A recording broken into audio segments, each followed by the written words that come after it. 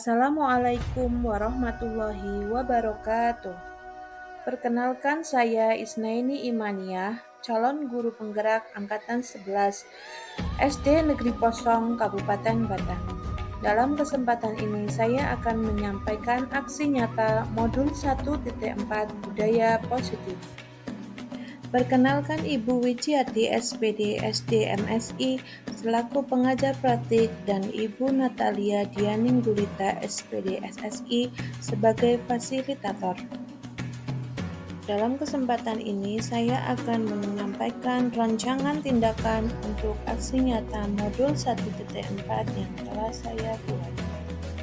Latar belakang, murid tidak suka peraturan karena selama ini jika mereka melakukan pelanggaran, maka akan mendapatkan hukuman dan cenderung akan mempermalukan diri. Tujuan aksi nyata ini yaitu mengupayakan pengembangan budaya positif melalui keyakinan kelas, mendorong pertumbuhan nilai-nilai Pancasila pada diri siswa selama proses pembelajaran, melaksanakan kegiatan rutin untuk menginternalisasi nilai-nilai profil pelajar Pancasila dalam praktik sehari-hari siswa. Tolak ukur, siswa memiliki keyakinan kelas yang terpasang di dinding kelas. Para peserta dapat secara sadar dan berkelanjutan menerapkan nilai-nilai profil pelajar Pancasila. Mereka aktif terlibat dalam aktivitas sekolah dengan penerapan yang sadar terhadap nilai-nilai profil pelajar Pancasila, menciptakan lingkungan pembelajaran yang menyenangkan dan berfokus pada kesejahteraan siswa. Eliminasi tindakan. Langkah-langkah tindakan yang akan dilakukan yaitu 1. Menghadap kepala sekolah untuk menjelaskan pentingnya penanaman budaya positif dan keyakinan kelas di sekolah, serta meminta izin untuk mendiseminasikan bersama rekan guru. Mengumpulkan rekan guru untuk melakukan diseminasi pemahaman materi budaya positif atau keyakinan kelas dan segitiga restitusi. Berkoordinasi dan berkolaborasi dengan wali kelas untuk membuat keyakinan kelas di kelas masing-masing. 4. Memantau, merefleksi, dan mengevaluasi keyakinan kelas yang telah dibuat. Dukungan yang dibutuhkan antaranya yaitu dukungan dari kepala sekolah, rekan sejawat, serta murid agar tindakan yang telah disusun dapat dilakukan secara lancar dan menyeluruh. 2. Sarana dan prasarana untuk menumbuhkan budaya positif di sekolah. Dan yang terakhir, orang tua dalam melakukan budaya positif di rumah. Berikut ini merupakan kegiatan diseminasi di sekolah mengenai pemahaman dan pengamalan budaya positif. Assalamualaikum warahmatullahi wabarakatuh. Waalaikumsalam. Alhamdulillahirobbilalamin wabihi nasta'in wa ala umuri dunya waddin. Wassalatu wassalamu ala asyrofil anbiya'i wal mursalin wa ala alihi wa sahbihi ajmain. Yang saya hormati Ibu Kepala Sekolah SD Negeri Posong, Ibu Wijiati SPD. Yang saya banggakan teman-teman rekan sejawat guru SD Negeri Posong yang berbahagia. Pertama, mari kita panjatkan puji syukur kehadirat Allah Subhanahu wa Ta'ala yang telah melimpahkan rahmat dan hidayahnya kepada kita sehingga di kesempatan pada pagi menjelang siang ini kita dapat berkumpul tanpa suatu hal. Kedua kalinya, sholawat dan salam senantiasa kita hadirkan kepada junjungan kita yang besar Muhammad Sallallahu Alaihi Wasallam. Semoga kita mendapat syafaat yang bisa dilakukan. Bapak Ibu yang saya hormati, di sini saya selaku moderator yang akan membacakan susunan acara pada pagi hari ini. Acara yang pertama pembukaan, acara yang kedua penyanyian lagu Indonesia Raya, acara yang ketiga sambutan kepala sekolah SD Negeri Posong, acara yang keempat sosialisasi budaya positif di sekolah, dan yang terakhir berikut. Untuk mengawali acara pada pagi hari ini, marilah kita berdoa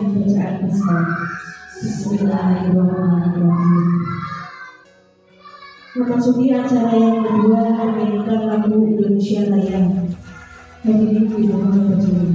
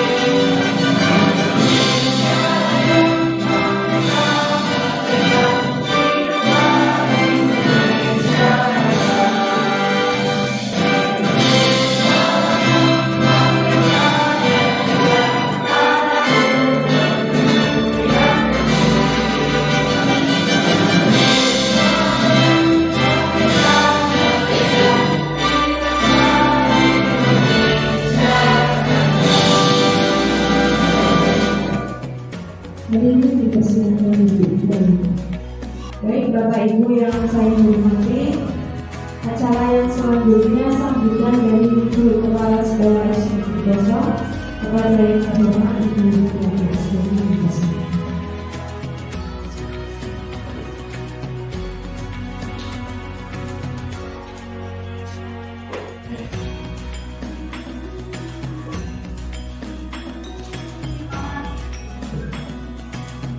Assalamualaikum warahmatullahi wabarakatuh. Waalaikumsalam warahmatullahi wabarakatuh.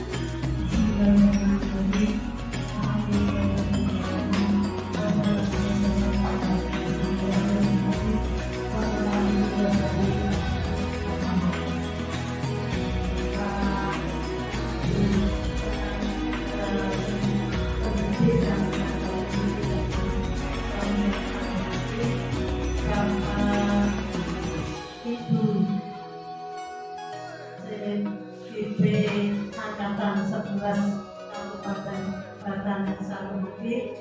Marilah kita menyaksikan Allah yang Maha Kasih yang Mengasihi dalam satu kumpul di mana ini untuk melaksanakan aksi nyata dan diikuti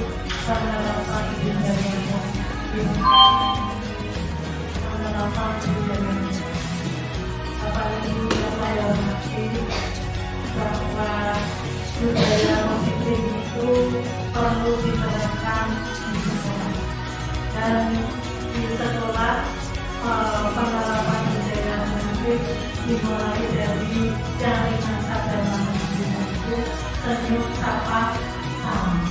Kalau kita bisa melaksanakan senyum sapa salam, insya Allah seterusnya bisa berjalan. Terus budaya-budaya apa yang diterapkan di sekolah, yaitu tentang keimanan, kejujuran, gotong royong, kemudian kebinekaan,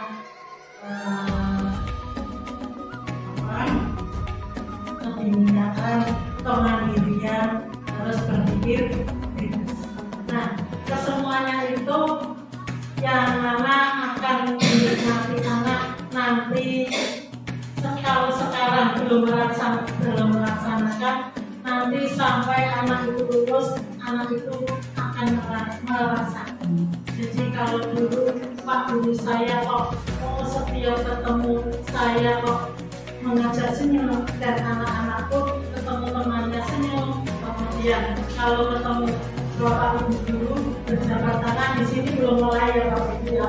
Nah dengan adanya dari CGP yang ada di SD Negeri 0 itu nanti karakter anak akan terbentuk.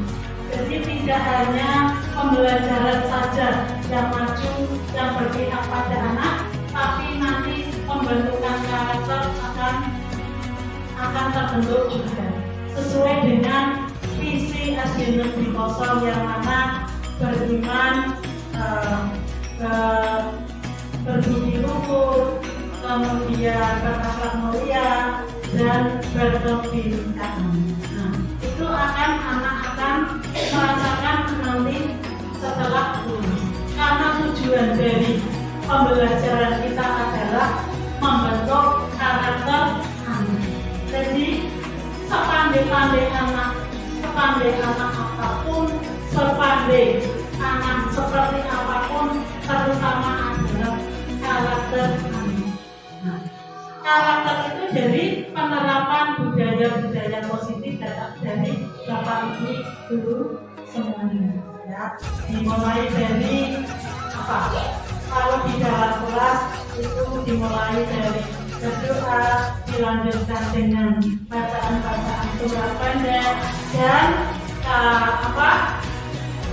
anak dikenalkan dengan lagu-lagu daerah masing-masing daerah. Jadi setiap minggunya itu anak-anak menyanyi lagu daerah di samping lagu nasional. Kalau lagu nasional biar anak-anak itu mengenal pejuang-pejuang bangsa Indonesia.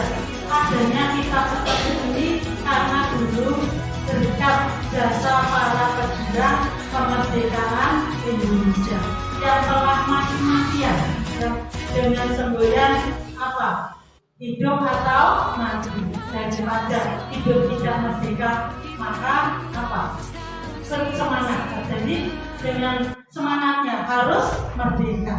Nah itu para pejuang kita dalam memperjuangkan kemerdekaan. Nah kita sebagai generasi penerus dan anak-anak kita sebagai generasi penerus, maka harus melanjutkan perjuangan itu dengan mengisi kemerdekaan. Nah, yang mana dengan mengisi kemerdekaan tidak hanya anak itu harus pandai, memang harus pandai, tapi terutama adalah karakternya.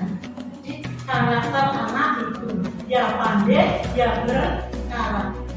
Nah itu adalah. Nah visi dari SD Negeri 0 itu adalah capaiannya nanti setelah lulus itu anak itu bisa bisa mencapai prestasi yang bagus, juga berakhlak mulia.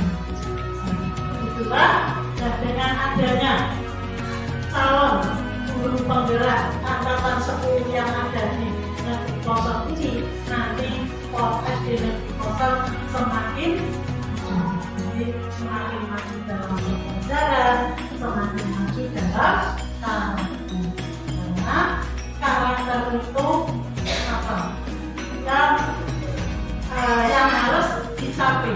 Jadi walaupun di dunia sampai di nanti indahnya di kalau karakter bagus sampai di dunianya juga tujuan dari CGP itu adalah biar anak-anak itu sampai hasil yang jadi kedepannya tahun 2025 ini kan sini sudah punya lulusan CGP 3. Nah, nanti anak-anak di sini sudah semakin meningkat. Dan kemudian nanti disusul oleh bapak ibu guru yang lain yang belum ikut CGP, nanti termotivasi sehingga yang belum ikut CGP ikut CGP.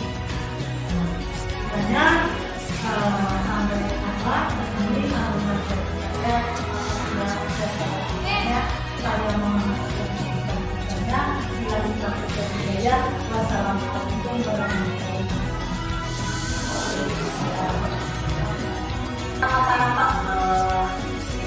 Terima kasih Bapak Ibu atas partisipasinya di sini.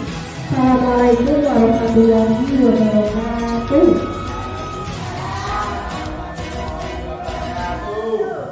Yang saya hormati Ibu Kepala Sekolah SD Negeri Kosong, Ibu Diani SPD, yang saya banggakan teman-teman rekan sejawat guru SD Negeri Kosong.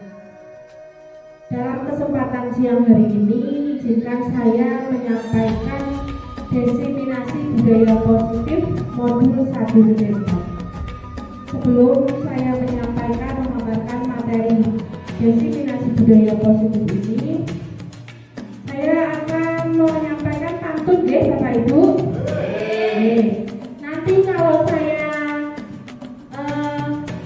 bilang pantun yang pertama dan berikutnya dijawab deh. Beritahu di saat dimakannya sama ikan. Budaya positif yang bermanfaat ya pastinya pendidikan. Lebih fresh ya siang hari ini ya Bapak Ibu. Ya, di sini untuk materi diseminasi budaya positif modul 1.4 konsep inti budaya positif. Yang pertama, perubahan paradigma belajar, disiplin positif, nilai kebajikan, kebutuhan dasar manusia, motivasi perilaku manusia, posisi kontrol guru, keyakinan kelas, dan segitiga restitusi. Dalam modul 1 ini, materi yang terbanyak yaitu di modul 1.4 ada konsep budaya positif 8. Pembelajaran dengan paradigma baru, di mana pembelajaran dengan paradigma baru ini merupakan pembelajaran yang dirancang berdasarkan prinsip pembelajaran berdiferensiasi sehingga para peserta didik belajar sesuai kebutuhannya berdasarkan tahap perkembangan sesuai teori psikologi modern untuk mewujudkan proses belajar Pancasila. Jadi kalau sekarang itu menggunakan prinsip pembelajaran berdiferensiasi, tidak seperti dulu yang hanya fokus guru menyampaikan gurunya yang begitu. Di mana proses belajar Pancasila itu ada 6. Yang pertama, beriman bertakwa kepada Tuhan Yang Maha Esa dan berakhlak mulia, berpikir kebinekaan global, gotong royong, mandiri, kreatif, dan bernalar kritis. Dari konsepsi tentang teori kontrol itu ada 4 Bapak Ibu semua. Yang pertama, ilusi guru mengontrol murid, ilusi orang dewasa berhak memaksa, ilusi bahwa semua penguasaan positif, efektif, dan bermanfaat, dan ilusi bahwa kritik dan membuat rasa bersalah mampu menguatkan bangsa. Miskonsepsi ini adalah kesalahpahaman dalam menghubungkan suatu konsep dengan konsep-konsep yang lain. Mengubah paradigma stimulus respons ke pendekatan teori kontrol, yaitu stimulus respons realitas atau kebutuhan kita sama, semua orang melihat hal yang sama. Kita mencoba mengubah orang agar berpendapat sama dengan kita. Terus perilaku buruk bisa sebagai suatu kesalahan. Orang lain bisa mengontrol saya bisa mengontrol orang lain. Pemaksaan dan ada pada saat berpikir gagal dan model berpikir menang atau kalah. Itu yang stimulus respon. Sedangkan yang teori kontrol itu realitas atau kebutuhan kita berbeda. Setiap orang memiliki gambaran yang berbeda. Kita berusaha memahami pandangan orang lain tentang dirinya. Semua perilaku memiliki tujuan. Hanya ada yang bisa mengontrol diri Anda Anda bisa mengontrol orang lain. Kolaborasi dan konsensus menciptakan pilihan-pilihan baru dan model berpikir menang-menang. Di sini disiplin positif. Disiplin positif dari kata disiplina, yang artinya belajar, di mana disiplin mengacu pada disiplin diri yang memiliki tanggung jawab terhadap apa yang dilakukannya berdasarkan nilai-nilai yang diyakini. Itu ada dua. Disiplin positif merupakan salah satu cara penerapan disiplin yang bertujuan untuk menumbuhkan kesadaran serta memberdayakan peserta didik tanpa imbalan atau penjahat ribet dengan ancaman atau hukuman. Selanjutnya, sebagai disiplin, tujuan kita adalah menciptakan peserta didik yang memiliki disiplin diri sehingga mereka berperilaku mengacu kepada nilai-nilai kebajikan universal dan memiliki motivasi intrinsik dalam perubahan perilaku ke arah yang lebih baik. Nilai-nilai kebajikan itu sendiri nilai yang disepakati bersama lepas dari suku bangsa, agama, bahasa maupun latar belakangnya. Contoh nilai kebajikan institusi atau organisasi yaitu profil pelajar Pancasila tadi yang sudah saya sampaikan di awal, beriman dan bertakwa kepada Tuhan Yang Maha Esa dan berakhlak mulia, berkebinekaan global, gotong royong, mandiri, kreatif, dan bernalar politis. Terus Primarius program PUP, toleransi, rasa hormat, integritas, mandiri, menghargai, antusias, empati, keingintahuan, kreativitas, kerjasama, percaya diri, dan komitmen. Dan yang ketiga, keterampilan hidup atau life skill, dapat dipercaya, lurus hati, pendengar yang aktif, tidak merendahkan orang lain, dan memberikan yang terbaik dari diri. Kebutuhan dasar manusia itu apa saja? Kebutuhan dasar manusia itu sendiri adalah segala sesuatu yang kita lakukan untuk mendapatkan apa yang kita inginkan. Seluruh tindakan yang kita lakukan memiliki tujuan tertentu, dan semua usaha terbaik yang kita lakukan adalah dalam rangka agar kebutuhan dasar kita terpenuhi dengan baik. Nah, kebutuhan dasar manusia itu ada 5 ya.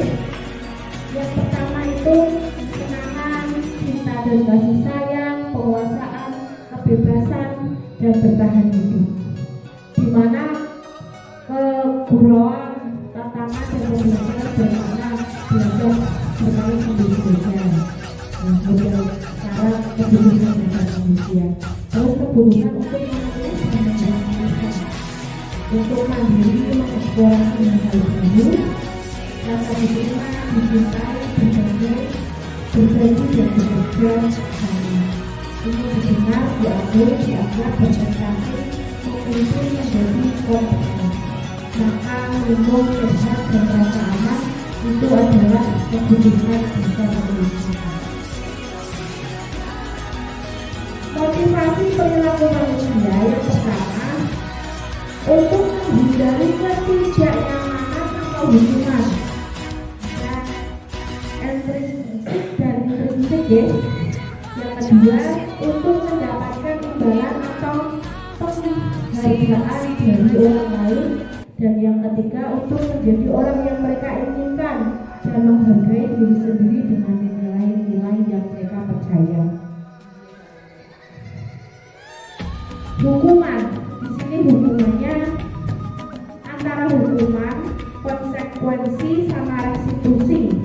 Kita lihat di sini, tidak terencana atau tiba-tiba, murid tidak tahu apa yang akan terjadi atau diberikan. arah berupa hubungan fisik atau psikis. Kalau konsekuensi itu sendiri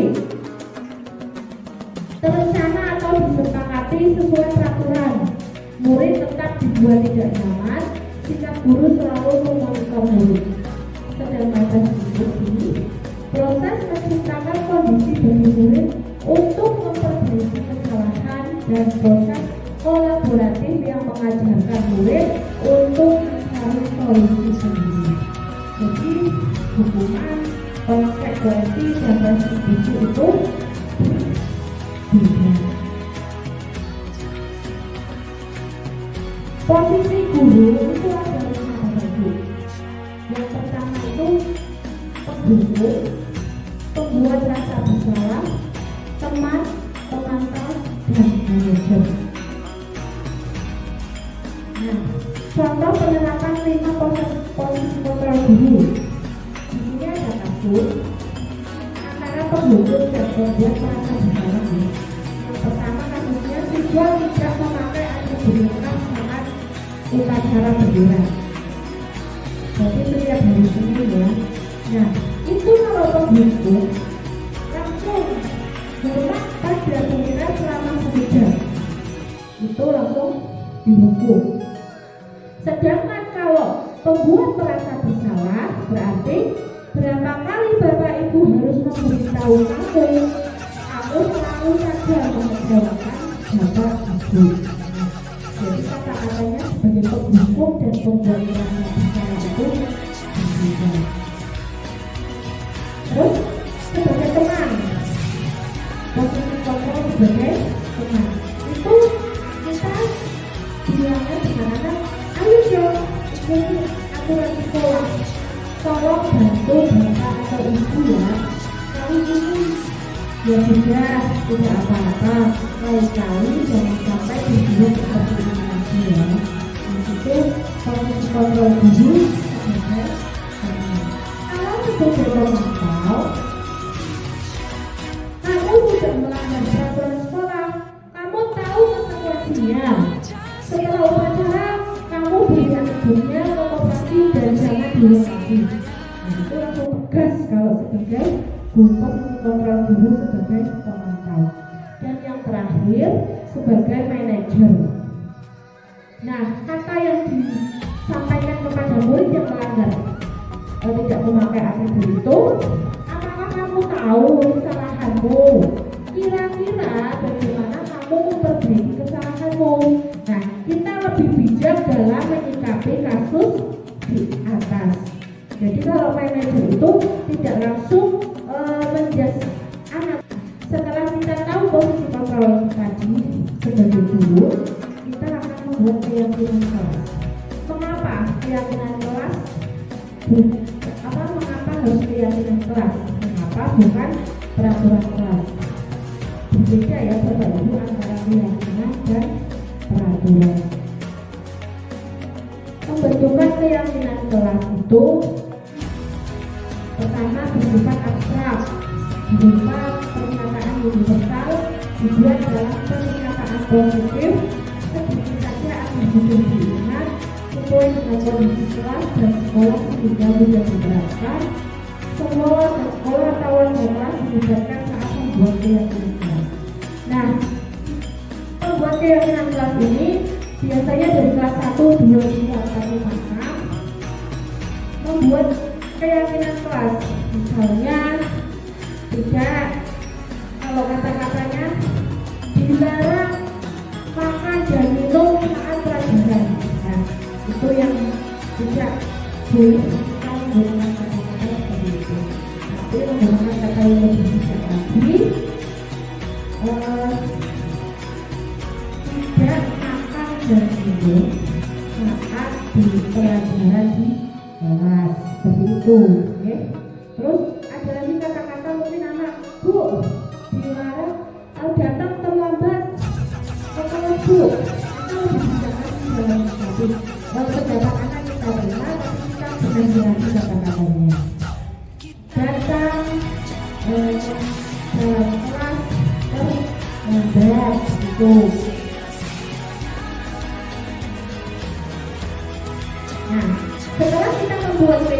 kelas kita melihat studi garis induktif. Karena studi garis induktif itu ada kata-kata ya, itu ya. Nah, yang pertama itu validasi tindakan yang salah. Terus menanyakan keyakinan dan menstabilkan identitas. Nah, di mana suatu proses dialog yang dijalankan oleh guru agar dapat menghasilkan murid yang mandiri dan bertanggung jawab. Menstabilkan identitas berdasarkan prinsip membuat kesalahan adalah bagian dari proses pembelajaran. Berbuat salah itu wajar. Tidak ada manusia yang sempurna. Bapak Ibu juga pernah melakukan itu. Ibu atau bapak tidak mau mencari siapa yang salah, tapi ibu atau bapak ingin mencari solusi dari permasalahan ini. Kamu berhak merasa begitu. Jadi tidak langsung menanyakan kamu itu salah, tapi dengan kata-kata yang lebih bijak. Validasi tindakan yang salah. Di sini kamu pasti punya alasan mengapa melakukan hal itu. Padahal kamu bisa melakukan yang lebih buruk dari ini ya, untuk memancing ya. Kamu patut bangga karena telah melindungi sesuatu yang membuatmu, dan kamu melakukannya karena mempertahankan sesuatu yang penting bagimu. Yang terakhir yaitu menanyakan keyakinan. Kata-katanya bagaimana? Apa keyakinan kelas kita? Nilai-nilai apa yang telah disepakati bersama? Seperti apa gambaran sebuah kelas yang ideal menurut kamu? Aku ingin menjadi orang yang seperti apa? Itu adalah restitusi tadi ketika murid ada. Begitu Bapak Ibu, mungkin dalam penerapan program studi positif ini setidaknya guru memiliki standar kepribadian profesional dan sosial yang baik, di mana guru mampu merefleksi dirinya dalam kondisi normal saat ini. Bagaimana perjalanan dirinya sebagai among atau manajer yang menuntut murid-muridnya menjadi insan yang mandiri, merdeka, dan bertanggung jawab. Nah, demikian Bapak Ibu yang dapat saya sampaikan. Mungkin nanti ada pertanyaan dari Bapak Ibu semua. Apa yang saya sampaikan kurang paham atau bagaimana? Sekian, wassalamualaikum warahmatullahi wabarakatuh.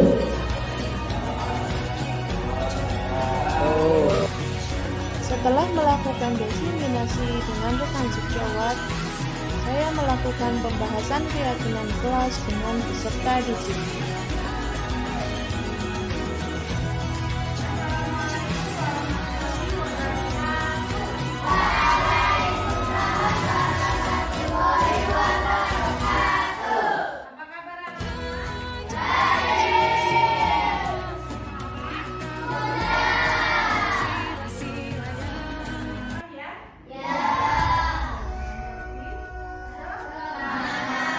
Sebelum Ibu memulai pelajaran matematika,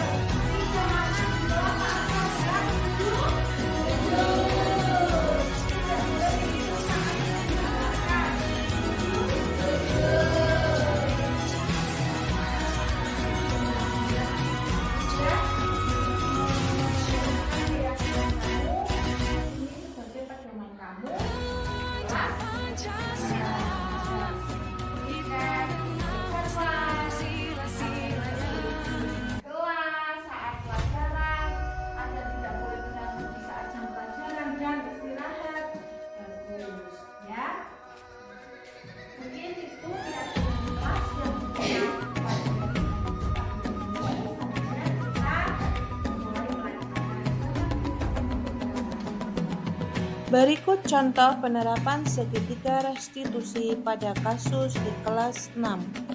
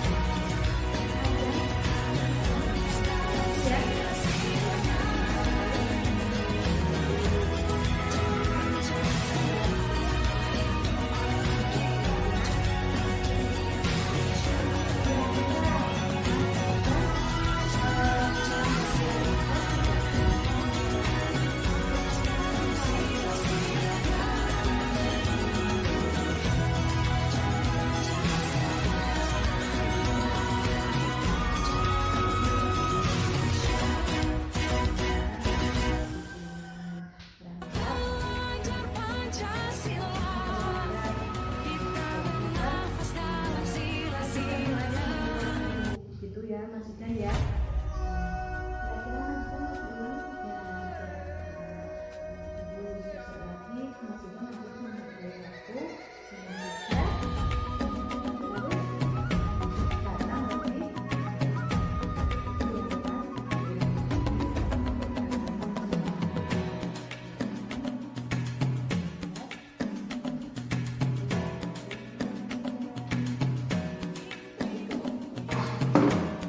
Demikian pemaparan aksi nyata modul 1.4 budaya positif yang saya buat.